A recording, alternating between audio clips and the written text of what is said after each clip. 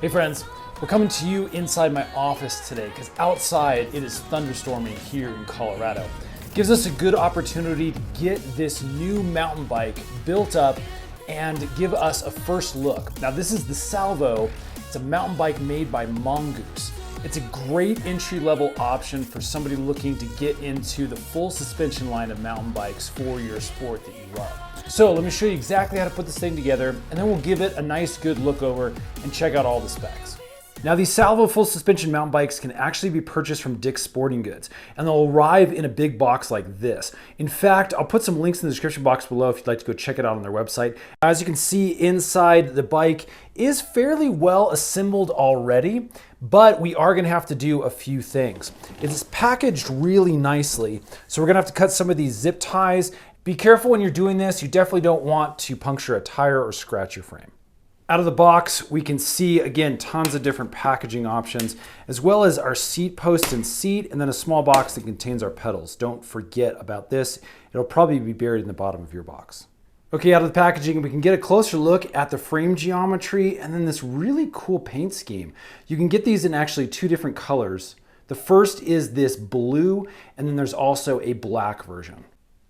Okay, so let's go ahead and put our seat on first. This is going to slide down into the top seat tube here. We will have to loosen up this clamp right here using a number 3 Allen wrench. We'll just give this a couple of turns counterclockwise to loosen it up, and then we can slide our seat post directly down into the frame like this. Now again, we'll measure this for height later on. At this point, we want to give just enough space so we can get nice and stable. I'll go ahead and tighten this down. Next, we can work on getting our handlebars in place. So I'm just going to turn the front forks to face me so I can put the handlebars on like this. And then we're going to need to loosen up this top bolt here using a 4.5 Allen key. That's just going to loosen up the counterclockwise direction. With this bolt loosened, we can pull it out, and then that's going to bring up this whole area right here. Make sure you keep this cap here. We can push this out from the bottom, and then I'm going to go ahead and toss this piece of cardboard.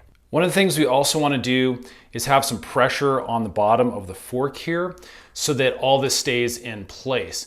This is now loose, meaning this whole shock could fall out, as well as the bearings that are underneath here and the bearings that are up here, as well as the spacers and washers. So again, we do need to have some sort of pressure as pushing this up into the frame to keep this nice and secure while we put on our handlebars. Now, the next thing we need to do is actually loosen up the bolts that are here on this stem. And we'll take a number 3 Allen key. And again, I'm just gonna rotate to the counterclockwise direction and just loosen both of these up. There's one that goes in from this side, as well as one on the opposite side here that we'll need to loosen up.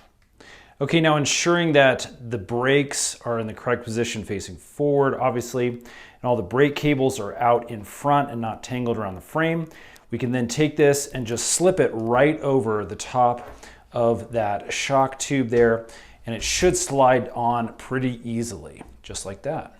We're then going to take that cap and that bolt that we took off. We can actually just stick it directly down on top of here, and then we can push the bolt down into place with our fingers before tightening it. And this is just going to make sure everything stays on and in place and doesn't fall out.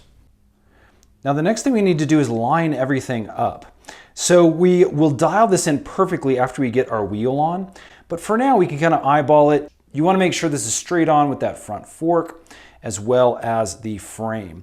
This looks pretty good. So I'm gonna go ahead and tighten, again, all 3 screws, the top one here, these 2 on the sides. Again, the whole time making sure this stays nice and straight and aligned. Now, straight out of the box, I can already see that these brake levers and the shifter over here are set too high.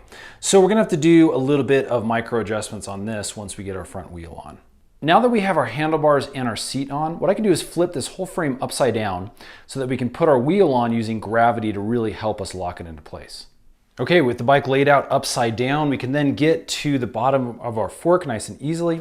This actually has a through axle, which is a good extra feature. We're gonna use our 6mm wrench. There's gonna be a little Allen key right here, and we're going to rotate counterclockwise and get that through axle out of the fork.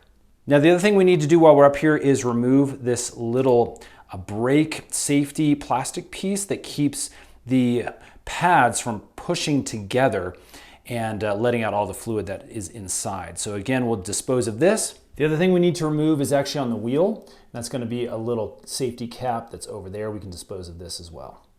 Now our front wheel is going to slide in fairly easily right down onto the fork. Make sure you have the side with the rotor on the same side as the brakes right there. And then we'll just take this and slide it straight down into the front of that fork. It should sit nice and easy. As you can see, that rotor is in between the pistons here on the brake, and that is seated down into place. Let's go ahead and put our through axle back in. So we'll take this like this. It's going to feed in from this side with the threads pointed in that direction.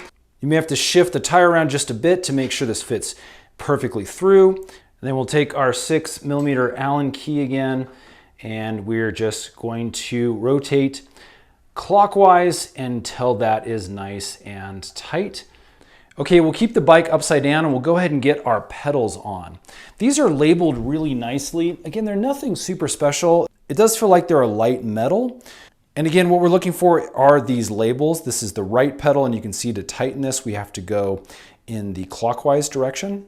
Now remember, this bike is upside down, but check it out. There's some labels directly on the cranks as well, so we just have to line up the R with the R. So I'm gonna put it in on this side. We can kind of finger tighten it down first, and then we can use a wrench to do the rest. Okay, now that we have this finger tight, we can use our last tool, and that's one of these bike wrenches. This is a 15mm.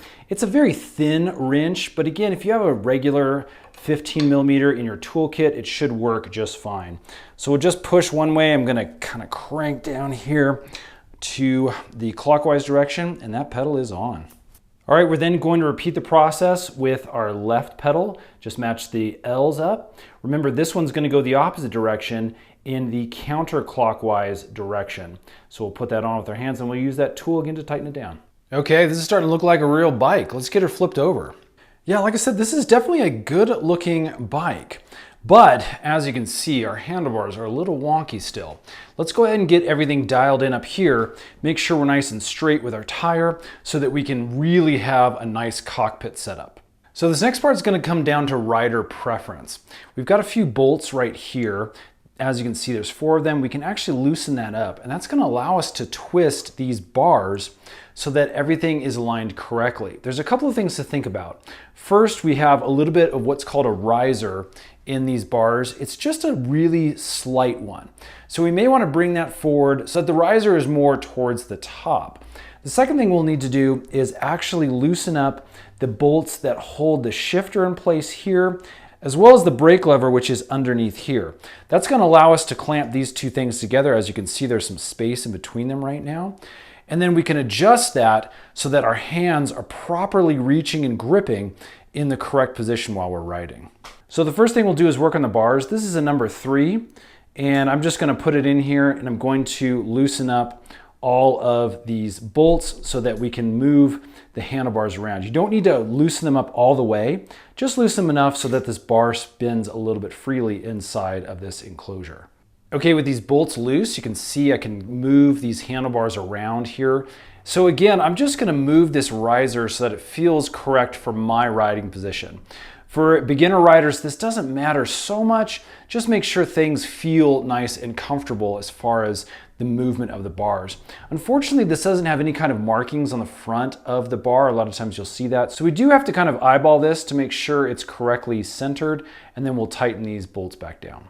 Now, as you can see, simply by moving that riser a little more into the upward position, we've pushed the levers for our brakes and our shifter down at a better angle. This is already going to feel better when I'm riding. Now, again, I'll have to kind of dial this in. We really do need to get out and actually ride the thing a little bit to make sure this feels right for our hand placement.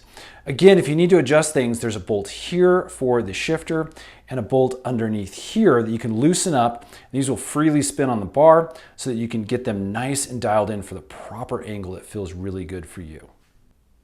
Okay, final thing to do in our cockpit area here is again, make sure everything is properly lined up with our tire and with our bike frame. Looks like these handlebars are in the correct position. Again, if they're just slightly misaligned, you can loosen up these two bolts that are here and here, as well as up here, and you can adjust these handlebars again just a little bit so that they're perfectly straight with that tire and the frame. Now, one of the other things that I'm gonna do while we're up here is I'm gonna get a zip tie, and I'm really gonna get all of these cables together. I like having everything a little more managed than this. Once this is out, you can see how this cable, it just kind of flops out in the wrong direction. I really wanna bring this all together so it's not flopping around while we ride. Now, the last couple things that we'll need to do before taking this out for a proper ride is get our seat height correct. Again, you can sit on this. And what we want is a full extension of our leg on your pedal stroke. You don't want to have a bent knee the entire time you're pedaling. It just is really inefficient. So again, we'll set our proper seat height, and you can do that again by loosening the little clamp down here, tighten it back down when you have the right height for you that feels comfortable. And then lastly, we do need to check the air pressure in our rear suspension. Now, to properly do this, there really are some great tutorials out there I'll let you search for, but what we basically want is a 20% sag, which means for this shock to compress down about 20% when you're just sitting on it. You have this little handy chart that also comes with the bike that you can use. But again, I'll let you do your own research to properly dial this in perfectly for your specific weight. I'm really excited to give it a test run and a full review. Stay tuned for that video. We'll be putting it out here on the channel really soon. As you can see, we've got Tektro hydraulic brakes, which feel really nice, even though these are kind of more budget entry-level brakes. We've got MTB tires. Again, not super high tread. These are the 9-line version. Decent, it's gonna work on the trail. And then we've got an XCM32 fork by Suntour. This is 120 millimeters of travel in the front, as well as the Radeon Suntour in the back. Now in the back, you can see we have an Advent shifter and a 1x9 drivetrain. Now, even though this only has 9 gears, it does have a really large ring up here, which is gonna give you a lot of climbing power. These are exposure rims that are attached to the tire, and I don't believe they are set up as tubeless. You can see the frame has all sorts of really good linkage. So again, I think it's going to offer us a pretty great ride.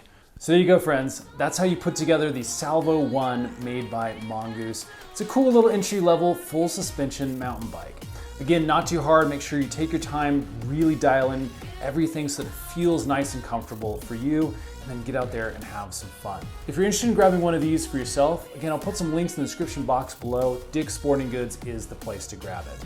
Hopefully this has helped. If it has, hit that thumbs up button. Stay tuned. We're gonna make our demo review video on this bike, as well as a bunch of other mountain bike specific videos. We'll see you again on the next one.